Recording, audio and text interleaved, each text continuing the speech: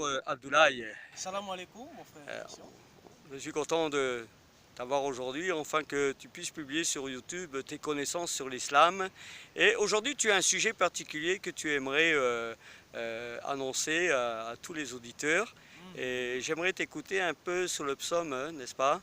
Euh, sur un sujet particulièrement où on nous annonce parmi le milieu musulman que le Coran serait simplement uniquement la parole de Dieu. Ben oui, mais là déjà, je salue déjà tous nos frères musulmans qui nous écoutent.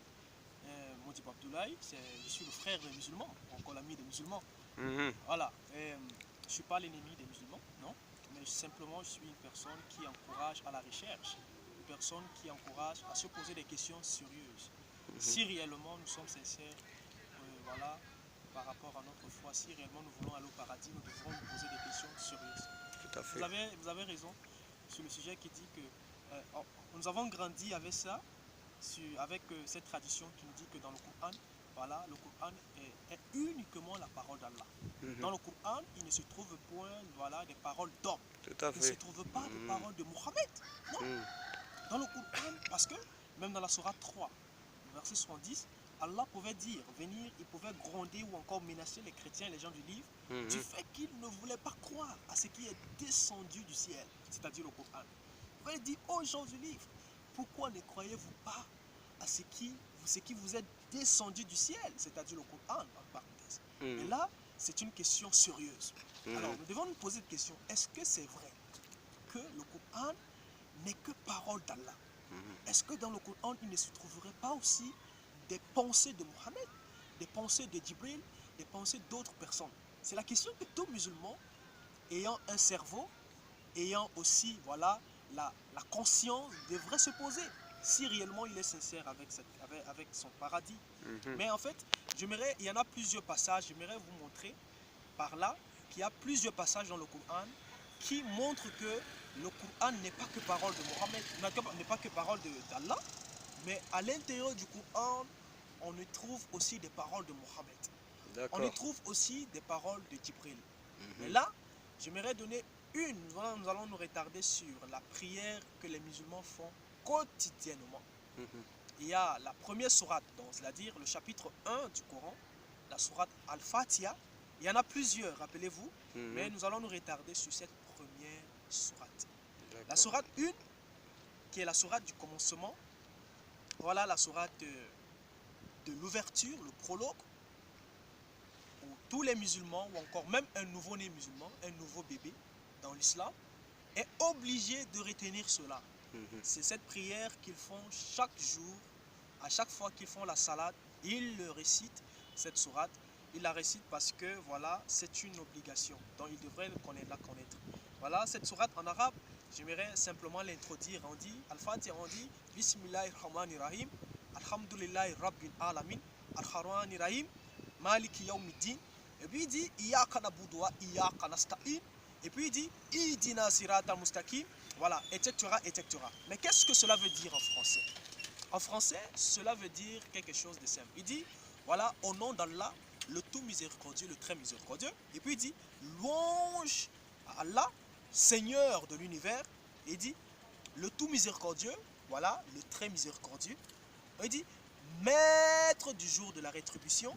Le verset 6 dit quelque chose. Verset 5 dit, c'est toi seul que nous adorons et c'est toi seul dont nous implorons secours. Le verset 6, guide-nous dans le droit chemin.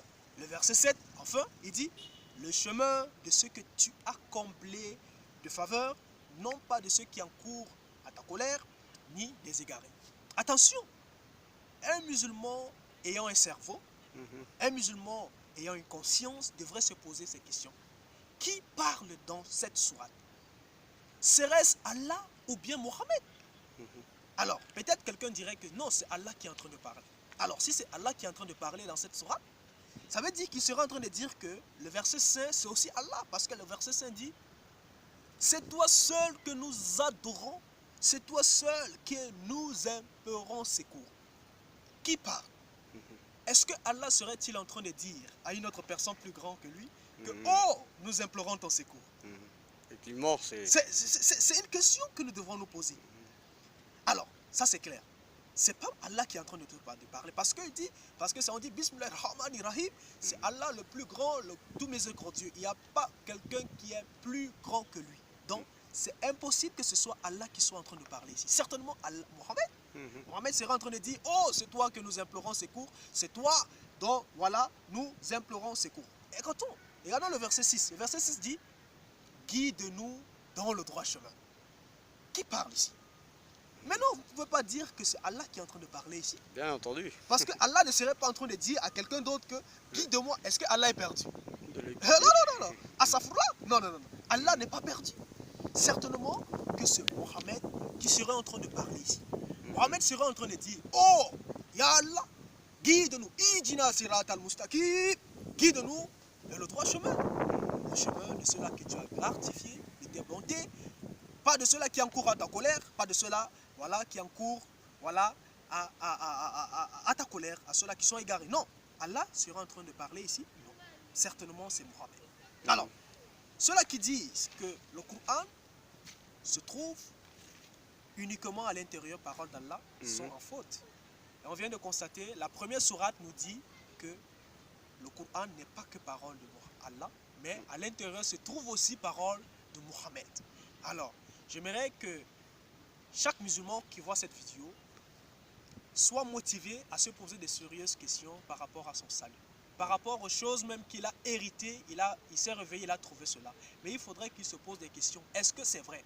Et il se met à examiner toutes choses. Rappelez-vous que là, nous ne sommes pas en train d'inculquer une nouvelle notion, mais non, nous sommes en train simplement de se mettre des questions. Nous sommes en train de poser des questions sur la foi. Et c'est le Coran lui-même qui dit. La Fatiha vient de nous montrer que Allah n'est pas auteur de cette sourate. Mohamed en est l'auteur. Voilà, que le Seigneur vous bénisse, sadique muslimou, et chers chrétiens, que le Seigneur vous bénisse, demeurez bénis dans la paix du Seigneur Jésus. Amen. Que le Seigneur vous bénisse.